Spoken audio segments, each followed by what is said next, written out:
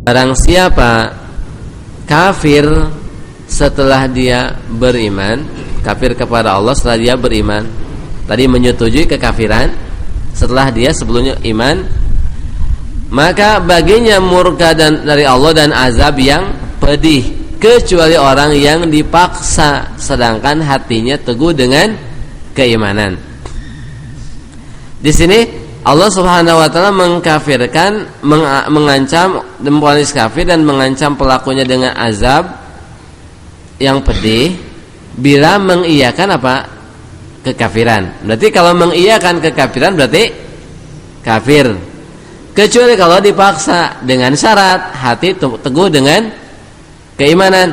Tapi kalau dipaksa terus hati juga merestui, kafir tidak? Kafir. Gimana kalau hati teguh dengan keimanan tapi tidak dipaksa? Hati masih cinta dengan Islam, benci dengan kekafiran, terus mengiyakan kekafiran tapi tidak dipaksa, kafir juga kan? Yang Allah kecualikan apa? Orang yang dipaksa dengan syarat hatinya teguh dengan keimanan. Artinya keyakinan hati hanya manfaat pada satu kondisi, kalau dipaksa. Dan ayat ini juga merupakan dalil bahwa kalau orang tidak dipaksa terus mengutarakan kekafiran, pada dasarnya dia itu telah melapangkan dadanya untuk kekafiran, walaupun mengklaim hatinya cinta dengan Islam, benci dengan kekafiran, enggak diterima. Jadi orang yang menyetujui kekafiran tanpa dipaksa dia kafir. Tapi kalau dipaksa tidak kafir, dengan syarat hati teguh dengan keimanan. Makanya Al-Imam Sulaiman ibn Abdullah ibn Muhammad ibn Abdul Wahhab rahimahullah dalam kitab Ad-Dalail atau Hukmu Muwalati Ahlil Isyrak, hukum loyalitas kepada kaum musyrikin, dalam muqaddimah kitabnya beliau mengatakan, i'lam rahimakallah annal insana idza azhara lil musyrikina al muwafaqah ala dinihim khaufan minhum aw mudaratan lahum aw mudahanatan lidaf'i syarrihim fa innahu kafirun misluhum wa in kana yakrahuhum wa in kana yubghiduhum wa yakrahu dinahum wa yuhibbul Islam wal muslimin. Ketahuilah, mudah-mudahan Allah merahmati engkau, bahwa orang bila menampakkan sikap setuju terhadap orang musyrik, terhadap ajaran mereka, lihat ajaran mereka, karena alasan takut kepada mereka, jadi menampakkan sikap setujunya karena alasan takut dipersulit umpamanya, atau karena mudaratan, ya lemah lembut kepada mereka supaya disebut orang yang apa? Yang rahmatan lil alamin, atau orang yang tidak mempersulit diri mungkin, atau mudahanatan lidafi syarihim, atau basa-basi untuk menghindari apa? Menghindari kejahatan mereka, maka dia itu kafir sama dengan mereka walaupun membenci mereka dan membenci ajaran mereka, walaupun dia cinta kepada Islam dan kaum muslimin. Bentuk realitanya sebagai contoh, dahulu zaman Orde Baru ada aturan undang-undang yayasan.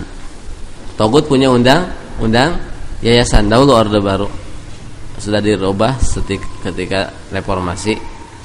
Dahulu zaman Orde Baru tidak boleh yayasan tidak diizinkan berdiri kecuali mencantumkan Pancasila sebagai asasnya. Pengurus yayasan yang mengiyakan menjadikan Pancasila sebagai asasnya jatuh ke dalam tawalli. Karena apa? Enggak digebukin. Memang digebukin. Makanya kalau seandainya ini pernah terjadi, umpamanya di antara kita ada dahulu yang pernah membangun dan masih tertera apa? Karena saya pernah melihat ada lembaga-lembaga Islam yang dibuat zaman Orde Baru dalam asas yayasannya, ya yayasan berasaskan Pancasila. Itu tawali, itu disuruh taubat daripada tawali itu. Itu tawali kan tanpa dirasakan. Itu yang diinginkan oleh orang kafir. Karena yang diinginkan oleh orang kafir bukan orang Islam merubah keyakinannya, tapi orang Islam itu menyetujui ajaran mereka. Karena keyakinan tidak ada yang tahu kecuali siapa? Allah. Orang kafir bisa merubah keyakinan orang tidak? Bisa mengetahui keyakinan orang tidak? Bagi orang kafir enggak peduli keyakinannya mau gimana, yang penting tunduk kepada saya, kan gitu. Jadi itu contohnya. Tapi kalau setelah zaman reformasi dirubah, tidak ada, tidak diharuskan asasnya tadi ideologi kafir itu. Maksudnya kalau seandainya ada, itu perlu dirubah, bikin yang baru gitu. Karena sekarang tidak ada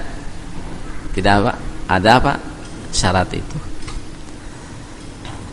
Atau contoh yang lain. Ini contoh itu realita, itu kan, realita. Kita bicara dalam, jangan teori tanpa ke dunia realita. Justru beratnya itu kalau dihubungkan dengan realita. Orang sekolahan kalau ingin disamakan, nggak tahu zaman sekarang ya, kalau ingin disamakan ijazahnya itu disyaratkan kan mencantumkan PPKN atau PMP sebagai materi materi pokoknya. Itu kan materi kekafiran. Mengiyakan tadi, saya bukan benci, tadi udah bahasan udah selesai. Itu tawali kalau mengiyakan. Jadi itu kan pada realita. Sengaja memang para togut itu mempersulit kaum muslimin, terutama dakwah tauhid ini, supaya dakwah tauhid ini terhimpit, tidak memiliki kemudahan-kemudahan. Karena memang itu setan lebih pintar. Setan itu tidak akan salah mencari musuh. Setan tidak akan salah mencari musuh. Ya berarti antum hubungkan saja ke dalam dunia realita. Jadi ketika bertindak, kalau sudah paham tauhid harus hati-hati, waspada, timbang dengan makna kufur kepada tagut dan tadi hukum loyalitas ini. Makanya Sulaiman tadi setelah melontarkan lontaran tadi, orang bila menampakkan sikap setuju kepada ajaran kafir karena takut atau basa-basi atau menghindari kejahatan mereka, maka dia kafir sama dengan mereka. Terus mengutarakan 20 dalil dari ayat Al-Quran, kemudian 1 dari hadis Nabi SAW tentang tadi, kesimpulan tadi.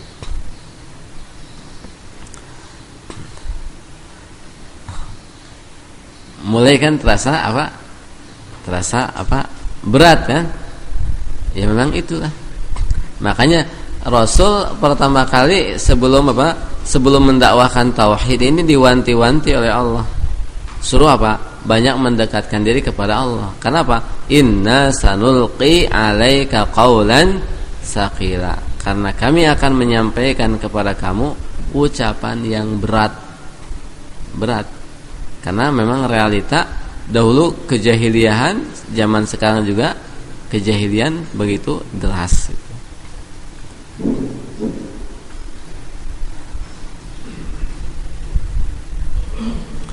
Kemudian yang keempat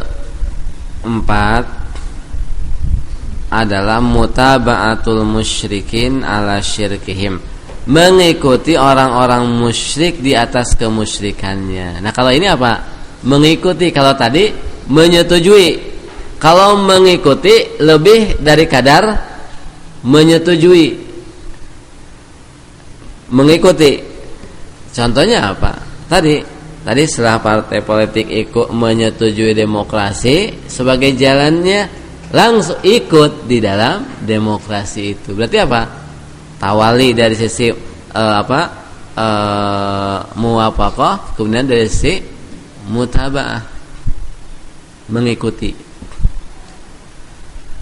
Allah tidak pernah mengatakan dalam Al-Quran bahwa mengazab orang karena sebab keyakinan. Pernah gak mendapatkan jazaa'an bima kanu ya'taqidun? Ada gak? Tapi jazaa'an bima kanu ya'malun, bima kanu yaksibun. Jadi maksudnya amalan, keyakinan hati itu ada tergantung. Amalan yang di luar itu cerminan keyakinan hati. Allah mengatakan dalilnya bahasan ini dalam surat Al-Baqarah 120. Walan tarda ankal yahudu walan nasara hatta apa? Tattabi'a atau ta'taqida? Tattabi'a millatahum. Qul inna hudallahi huwal huda wala in taba'ta ahwa'ahum ba'dalladzi ja'aka minal ilmi ma laka minallahi min waliyyin wala nasir. Orang Yahudi, Nasrani tidak akan rela dari kamu sampai kamu mengikuti milah mereka, bukan meyakini milah mereka.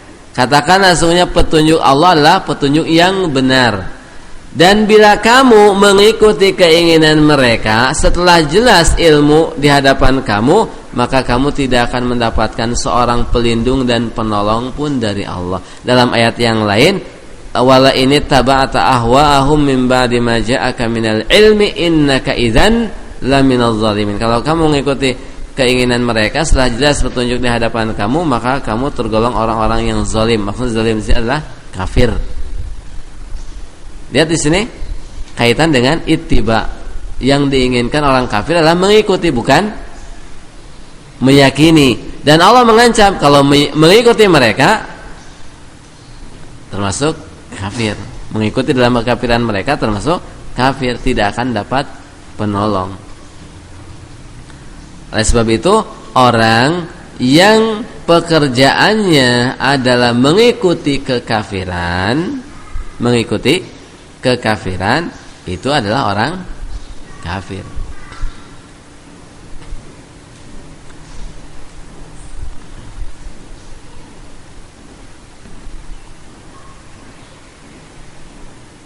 Jadi walaupun tidak disertai keyakinan hati, karena perbuatan itu cerminan hati. Karena Allah mengatakan, Rasul mengatakan, ala inna fil jasadi mudghah idza saluhat saluhal jasadu kullu wa idza fasadat fasadal jasadu kullu ala wahyal qalbu. Ingatlah, sesungguhnya dalam jasad ini ada mudghah, segumpal daging. Kalau ia baik, maka seluruh anggota badan pun baik. Kalau dia buruk, seluruh anggota badan pun buruk. Ingatlah, ia adalah hati. Lihat di sini, Allah mengatakan kalau ia baik, pasti luar pun baik. Kalau dia buruk, luar pun pasti buruk. Buruknya luar menunjukkan buruknya di dalam. Makanya luarnya kekafiran, otomatis dalam juga kekafiran. Kalau orang melakukan kekafiran terus mengatakan hati saya cinta dengan Islam, benci dengan kekafiran, kita tidak akan mempercayai ucapan dia. Kita percaya wahyu Allah yang mengatakan kalau dalamnya baik, pasti luar juga baik. Dalamnya buruk, pasti luar juga buruk. Orang ini luarnya buruk, pasti dalam juga buruk. Ada talazum bainaz zahir wal batin, keterkaitan antara dalam dan luar.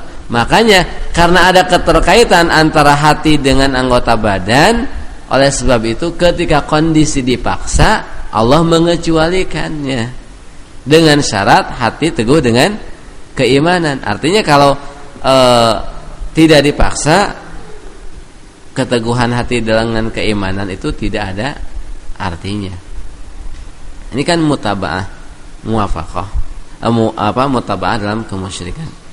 Jadi alasan orang-orang yang masuk dalam sistem demokrasi, maksudnya para pengurus partai yang masuk dalam sistem demokrasi dengan dalih apapun, berarti dia sudah sudah tawalli dari sisi muwafaqah dan mutabaah kepada kaum musyrikin.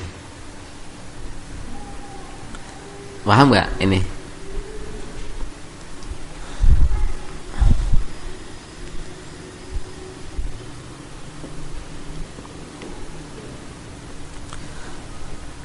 Nah, kemudian selanjutnya loyalitas yang tidak mengeluarkan dari Islam. Tadi loyalitas yang mengeluarkan dari Islam disebut tawalli atau muwalah kubro. Sekarang loyalitas yang tidak mengeluarkan dari Islam, dan ini sifatnya dosa besar. Dosa apa? Besar, tapi tidak mengeluarkan dari Islam. Batasannya apa? Batasannya adalah setiap tindakan atau perbuatan yang menunjukkan penghormatan, pengagungan terhadap orang-orang kafir dengan tetap disertai membenci dan mengkafirkan mereka. Jadi setiap tindakan perbuatan yang menunjukkan penghormatan dan penghargaan atau pengagungan terhadap orang kafir, itu adalah merupakan apa? Loyalitas yang haram, tidak mengeluarkan dari Islam, tapi dosa besar, tapi dengan syarat tetap hati membenci mereka, mengkafirkan mereka. Contohnya apa? Contohnya menyebut togut dengan apa? Memanggil togut dengan panggilan-panggilan kehormatan kepada Bapak Hakim yang saya hormati. Itu kan menghormati, itu dosa besar itu.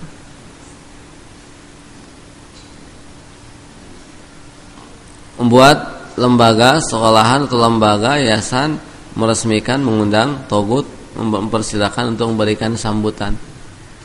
Itu apa? Menghormati bukan?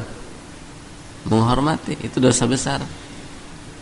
Mengundang togut, disuruh memberikan sambutan dalam acara peresmian pondok pesantren atau punya apalagi kalau masjid atau apa saja, itu dosa besar karena memuliakan.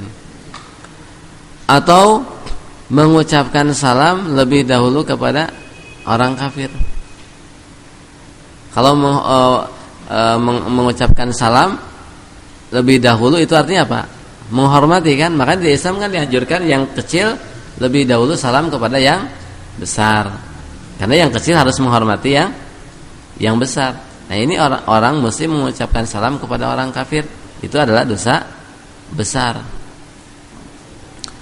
Atau memberikan seorang pimpinan memberikan kepercayaan kepada orang kafir, memegang bidang tertentu yang membawahi kaum muslimin. Itu berarti memberikan kepercayaan kepada orang kafir, itu dosa besar. Atau kita lewat di jalan, ada jalan yang baik, ada jalan yang becek. Kita lebih memilih jalan, mempersilahkan dia jalan yang baik, kita cari jalan yang apa? Yang becek.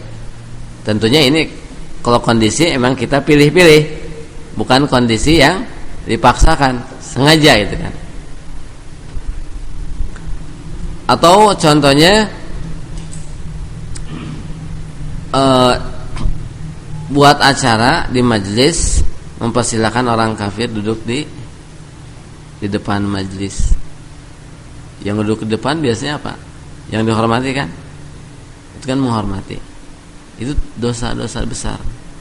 Atau bercengkrama dengan orang-orang kafir, bukan dalam rangka mendakwahi atau meluluhkan hatinya, bercengkrama. Atau menjadikan orang kafir sebagai sahabat karib, teman dekat. Itu apa? Itu muwalah, dosa besar. Biasa disebut dengan muwalah sugro, loyalitas kecil. Bukan artinya dosa kecil, tapi kecil dibandingkan dengan yang mengeluarkan dari Islam. Kenapa kita tidak boleh memuliakan orang kafir? Karena Allah sudah menghinakannya. Allah mengatakan dalam surat Al-Hajj, Wa may yuhinillahu fama lahu mim mukrim. Dan barang siapa orang yang dihinakan oleh Allah, maka tidak ada satupun yang memuliakannya. Itu artinya larangan kepada kita untuk memuliakan orang kafir.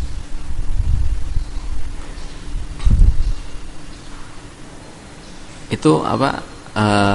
Realita masih banyak yang dilakukan. Baik karena ketidaktahuan bahwa si togut itu adalah orang, bahwa yang dia itu orang kafir karena kebodohan terhadap pemahaman tauhid, ataupun karena kerancuan terhadap pemahaman tauhid. Yang jelas yang tadi itu merupakan dosa besar tapi tidak mengeluarkan dari Islam.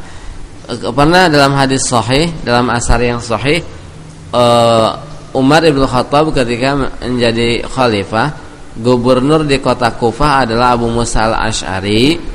Abu Musa al-Asy'ari ini mengangkat juru tulisnya orang Nasrani. Orang Nasrani diangkat sebagai juru tulisnya. Umar langsung menegurnya dan mengatakan, apa kamu tidak mendapatkan orang yang hanif, orang yang muslim, bertauhid? Terus Umar mengatakan, berdalil dengan ya ayyuhalladzina amanu la tattakhidul yahuda wan nasara auliya. Hai orang-orang yang beriman, jangan kalian menjadikan orang-orang Yahudi dan Nasrani sebagai aulia. Ini bahasan apa? Loyalitas. Nah, sebelum diselesaikan, mungkin ada yang mengatakan bagaimana dengan firman Allah Subhanahu wa taala. Tadi kan dikecualikan, tadi saya menjelaskan dikecualikan dalam kondisi apa? Dipaksa. Nah, bagaimana dengan firman Allah Subhanahu wa taala dalam surat Ali Imran ayat 28 yang mengatakan la yattakhidul mu'minuna al-kafirina awliya'a min dunil mu'minin wa may yaf'al dzalika falaysa minallahi fi syai'in illa an tattaqu minhum tuqah.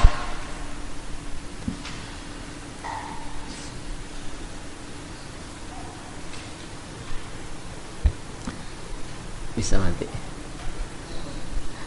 Boleh dimatiin.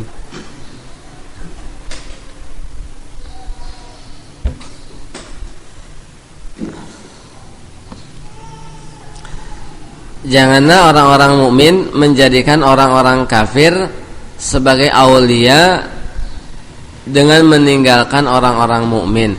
Dan barang siapa melakukannya, maka sama sekali dia tidak falaysa minallahi minhum bisyai'in, maka dia telah lepas dari jaminan Allah.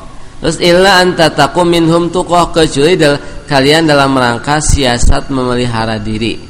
Ayat ini mungkin kalau saya bilang saya kira hanya di Jawa saja gitu kan, dijadikan dalil untuk apa? Untuk melegalkan tawali.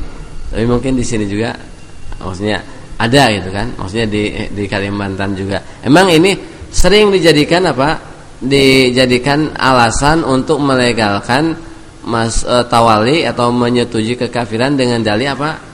Siasat itu kan. Dalil apa? Siasat. Kan di sini illa anta taqum minhum tuqah, kecuali dalam rangka siasat memelihara diri. Apakah benar penafsiran seperti itu? Kalau kita merujuk kepada penjelasan para ulama, ayat ini memiliki dua makna. Yang pertama semakna dengan surat An-Nahl ayat 106 tadi, masalah orang yang dipaksa. Illa anta taqum minhum tuqah ini adalah kaitan dengan orang yang dipaksa. Itu makna pertama. Makanya kalau kita baca tafsir, ini adalah dikaitkan dengan kisah Ammar ibnu Yasir. Kisah Ammar ibnu Yasir yang dipaksa. Jadi maksudnya ayat ini berarti maknanya larangan tawali kepada orang kafir, kecuali kalau dipaksa. Maksudnya memelihara diri ketika kondisi dipaksa. Ini makna pertama. Jadi ayat ini berarti kaitan dengan larangan tawali kepada orang kafir, kecuali kalau kondisi dipaksa, disiksa oleh mereka, maka untuk menyelamatkan nyawa dan fisik boleh mengiyakan mereka. Itu makna yang pertama. Makna yang kedua adalah sebagaimana yang dikatakan oleh Ibnu Qayyim Al-Jauziyah dalam kitab Bada'iul Fawaid. Dalam ayat ini tatkala Allah Subhanahu wa taala melarang orang mukmin dari loyalitas kepada orang-orang kafir, ini menuntut dari orang-orang mukmin untuk menampakkan sikap permusuhan dan kebencian kepada mereka. Itu tuntutannya. Ketika larangan loyalitas menuntut untuk menampakkan, menampakkan permusuhan dan kebencian. Bukan menuntut kebencian dan permusuhan, tapi menuntut menampakkan permusuhan dan kebencian. Kalau permusuhan dan kebencian itu inti tauhid, kalau menampakkan permusuhan dan kebencian itu kewajiban. Maksudnya kewajiban, yang namanya wajib kalau ditinggalkan di sini maksudnya tidak batal Islamnya, cuma dosa. Tapi kalau inti tauhid kalau ditinggalkan berarti hilang imannya. Yang kaitan di sini ketika Allah melarang orang mukmin loyal kepada orang kafir, artinya menuntut dari orang mukmin untuk menampakkan sikap permusuhan dan kebencian. Namun ketika orang muslim berada di dalam genggaman orang-orang kafir, dalam kondisi ketertindasan di bawah genggaman mereka, penguasaan mereka, kekuasaan mereka, maka penampakan sikap permusuhan dan kebencian itu bisa jadi mendatangkan bahaya bagi orang muslim tersebut. Contohnya apa? Contohnya ketika Abu Dzar pertama kali masuk Islam, kan Rasul menganjurkan Abu Dzar, karena Rasul bukan melarang Abu Dzar menampakkan. Abu Dzar disuruh menyembunyikan dulu, jangan disuarakan terang-terangan di hadapan manusia karena khawatir disiksa. Nah, Abu Dzar merasa imannya kuat, merasa yakin dengan Allah, menyuarakan di depan Ka'bah keislamannya, keberlepasan dirinya dari ajaran syirik. Langsung disiksa kan, dipukulin sampai pingsan. Nah, maksudnya orang yang berada dalam genggaman kaum musyrikin, kalau dia menampakkan seperti apa yang ditampakkan oleh Abu Dzar tadi, menyuarakan, jadi menampakkan, dia belum sanggup dengan penindasan itu, belum kuat, maka Allah memberikan keringanan bagi dia untuk tidak menampakkan permusuhan dan kebencian. Bukan rukhsah untuk loyalitas, tapi rukhsah untuk tidak menampakkan permusuhan dan kebencian. Paham tak? Contohnya, mungkin supaya lebih jelas. Orang belum mampu untuk menyuarakan al-haq ketika menjelaskan kebatilan sistem yang ada. Dia belum sanggup dengan konsekuensi andai kata togut menindaknya, membunuhnya atau menjarakannya. Akhirnya dia belum bisa menyuarakan itu, tapi dia sudah meninggalkan kemusyrikan, tidak tawali, tapi hanya untuk dirinya saja, belum bisa menyuarakan di hadapan umum. Ini kalau memang dia belum mampu, Allah memberikan keringanan seperti itu. Jadi yang diringankan apa? Loyalitas atau tidak menampakkan permusuhan dan kebencian? Tidak menampakkan. Jadi menyembunyikan keimanan, itu yang disebut dengan menyembunyikan keimanan. Menyembunyikan keimanan itu bukan dengan loyalitas, itu namanya bukan menyembunyikan keimanan, tapi menampakkan kekafiran. Jadi orang sekarang dalih masuk demokrasi dengan dalih apa? Siasat. Itu bukan siasat. Bukan siasat memelihara diri, tapi siasat mencari materi. Itu kekafiran gitu. Jadi Jadi ayat itu maknanya dua. Jadi makna yang pertama larangan tawalli, kecuali kalau dipaksa, berarti semakna dengan An-Nahl 106. Makna kedua larangan dari loyalitas. Larangan dari loyalitas yang menuntut untuk menampakkan al-adawah wal baghdha, kebencian dan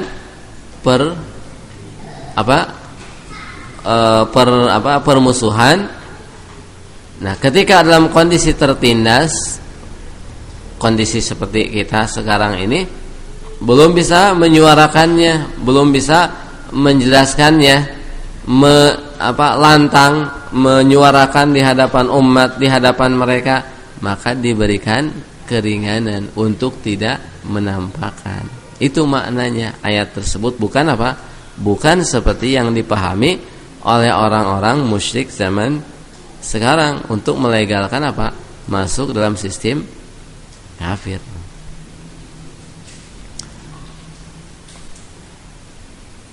Nah, ini materi bahasan loyalitas. Istirahat dulu atau jam berapa sekarang? Ya?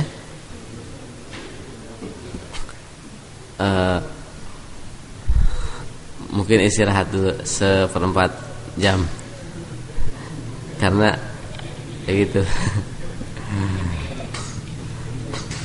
Saya tutup dulu. Wassalamualaikum warahmatullahi wabarakatuh.